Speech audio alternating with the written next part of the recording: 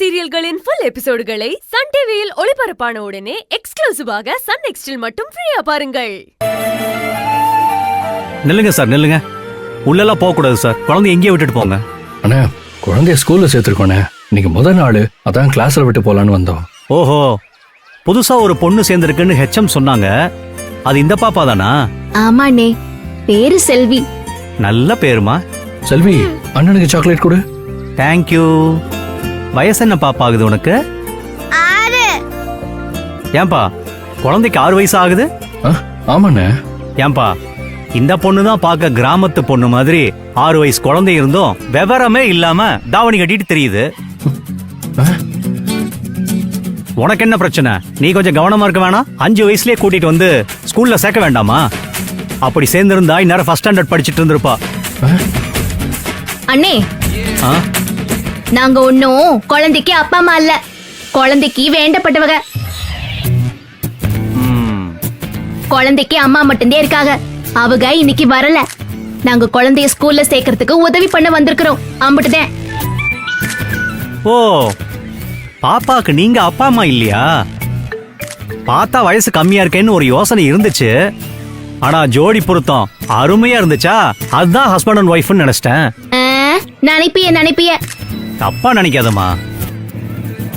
Husband and wife இல்லைன்னா 2 பேர் லவ்வர்ஸா?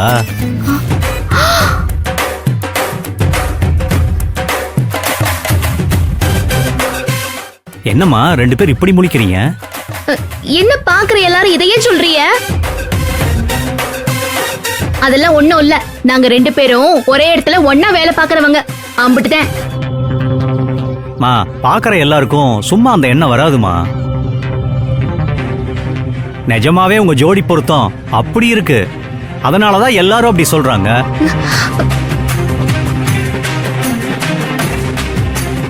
தம்பியும் பார்க்க சூர்யா மாதிரி நல்ல அழகா இருக்காப்ல. நீயும் ஜோதிகா மாதிரி ரொம்ப அழகா இருக்க. அப்ப ஜோடி பொருத்தம் நல்லா தானே இருக்கும். நல்ல வேலை இது சூர்யா சோதிகா காதுல விழல. ஏமா, உங்களுக்குள்ள ஒரு விஷயம் அப்படி இருக்கோ இல்லையோ, எல்லாருக்கும் மனசுல தோன்றத நீங்க ஏன் யோசிச்சு பார்க்க கூடாது? அண்ணே, நீங்க பியூனா இல்ல கல்யாண தரகரா? குழந்தைய ஸ்கூல்ல சேர்க்க வந்தா எங்க 2 பேத்தையும் சேர்த்து வைக்க பாக்குறியா? சும்மா ஒளராதியனே. உங்ககிட்ட பசங்க படிச்சா விளங்குன மாதிரிதான். போங்கண்ணே. நீ தான் போன்னு என்ன விரட்டுற. ஆனா தம்பி அமைதியா இருக்கே, மௌனம் சம்மதம் தானே அர்த்தம். ஏங்க, அமைதியா இருந்தா நீங்க சொல்றதுக்கு ஒத்துக்கிட்டேன்னு அர்த்தமா? சும்மா அதே பேசி எங்களுக்குள்ள சண்டை வர வச்சிடாதீங்கண்ணே. இப்பதான் எல்லாம் ஸ்மூத்தா போயிட்டு இருக்கு. எதுக்கும் நீங்க 2 பேர் உட்கார்ந்து யோசிச்சு பாருங்க.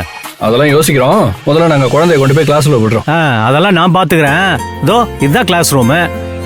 நீ வாமா, வாமா, பேக் கொடு, வாமா.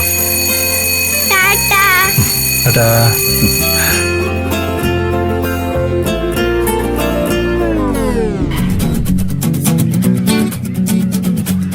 ஆஹா, முறைக்கிறாளே முறைக்கிறாளே முறைக்கிறாளே.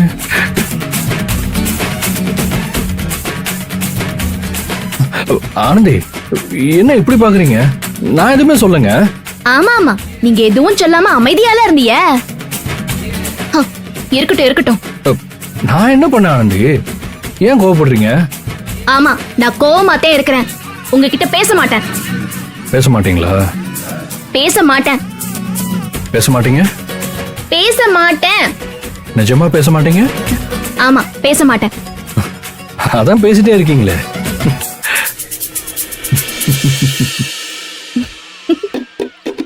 போங்கங்க. ஐயையோ